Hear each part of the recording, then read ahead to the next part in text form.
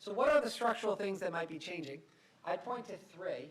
The first is that providers are anticipating a shift away from fee-for-service reimbursement. They are not, it's not a reality entirely yet. I'd say maybe 10% of revenue is not fee-for-service at this point, but rapidly anticipating a shift away. And that's causing behavioral changes now. I'm on the board at Mount Sinai in New York, and most of the thought process internally is how are we going to respond to the new world of accountable care organizations and bundled payments, in which instead of being paid basically for each time something happens, getting paid based on a piecemeal basis, we're going to get paid on a more capitated basis where we'll get a fixed payment for either for someone for a whole year or a fixed payment for someone who has a certain condition, including all the care that they require after their discharge from Mount Sinai. So what's interesting about that is the distinction between a hospital and an insurance company in an accountable care organization world where the hospital is getting a fixed payment per year per person is kind of hard to discern. The hospital at that point is effectively an insurance company because it is the one exposed to the risk of higher utilization by that patient. And what is that doing? It's driving three different reactions, one of which is a lot of hospital systems are saying, well, I've got 300 beds. That's not a big enough scale to be at the minimum efficient scale to be an insurance company. I better diversify and either acquire more beds or do something so that I've got a bigger pool of people so that I can get to the minimum efficient scale for an insurance company. And that is running headlong into the Federal Trade Commission, FTC antitrust restrictions, because over the past 3 decades we've had this other trend of increasing concentration in local hospital markets, and this would then just exacerbate that. The second thing that it's doing is the dividing line between the insurance company and hospitals is getting kind of blurry, and so you have insurance companies acquiring providers and providers reaching out to insurance companies to get the analytical tools to manage that risk. And so that line is blurring on both sides. The third thing is if you're a hospital and you're responsible for all the care that patient X is going to get, you want to have more control over the care that's actually delivered even outside of your hospital.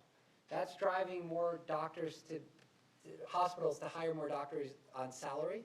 And it's also driving more interest in gain-sharing arrangements with outside facilities where the people could get their other care, both of which are also running into antitrust concerns. So one of the big stories over the next 4 years, by the way, which hasn't gotten a lot of attention, is the growing tension between the health policy imperative of value-based reimbursement and non-fee-for-service payment and the antitrust perspective that a lot of the things that you would do in response to that imperative look anti-competitive on their face if done from the traditional competition policy perspective.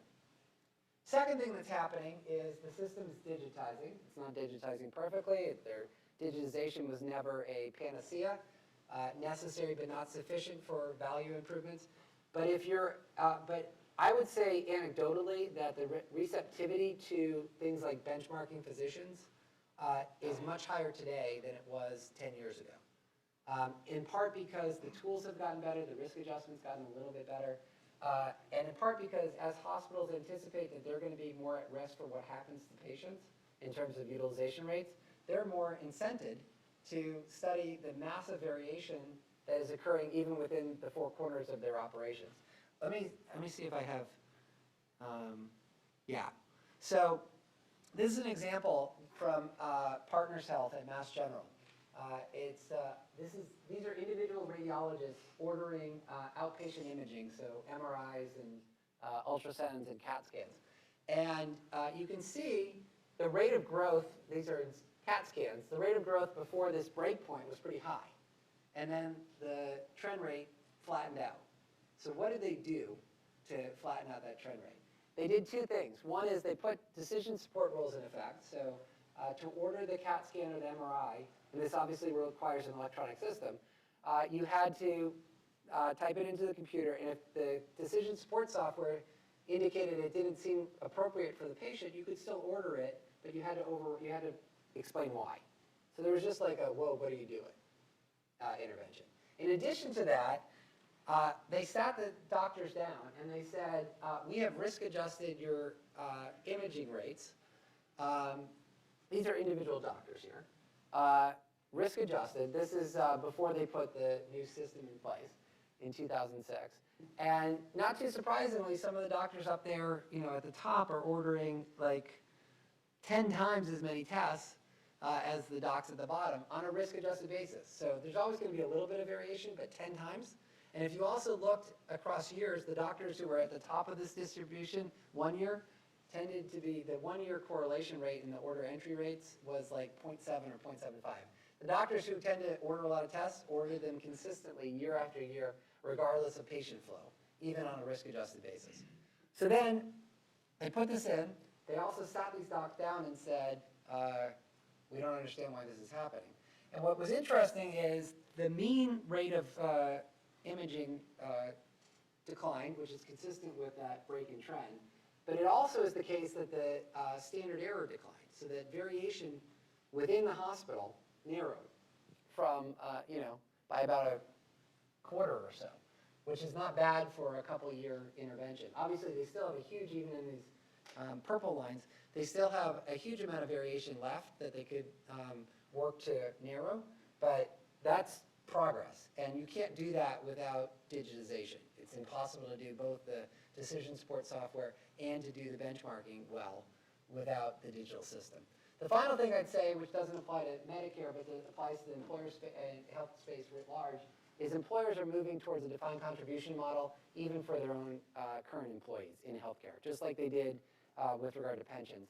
That is also putting some downward pressure on healthcare spending. So my view is there's actually a moderately good story in terms of it is hard to reconcile the pattern of the slowdown with it being purely cyclical, because Medicare slowed down more than the rest of the health system because the cross-sectional data is not consistent with it, and because there are some structural things changing that would be consistent with it being partly structural. And so there's at least some hope that it may continue, but that would require, in my opinion, doubling down on things like moving away from fees for service payment and even more decision support software and benchmarking. There are many more things that have to come in order to continue this. So it's sort of like we're off to a decent start, but there's a lot more to come.